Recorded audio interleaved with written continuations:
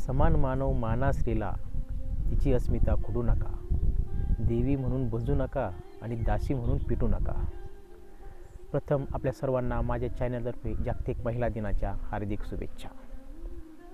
दरवर्षी 8 मार्च हा दिवस महिलांच्या योगदानाचा सन्मान करण्यासाठी व त्यांच्या कर्तृत्वाचा गौरव करण्यासाठी जागतिक महिला दिन म्हणून साजरा केला जातो. 8 मार्च 1908 मध्ये अमेरिकेतील न्यूयॉर्क येथील वस्त्रोद्योगातील हजारो स्त्रियांनी एकत्र जमून कामाचे तास कमी करणे, सुरक्षितता व समान वेतन इत्यादी मागण्या केल्या व त्यासाठी निदर्शने केली. स्त्रियांनी स्वतःच्या हक्कासाठी केलेला हा पहिलाच लढा होता.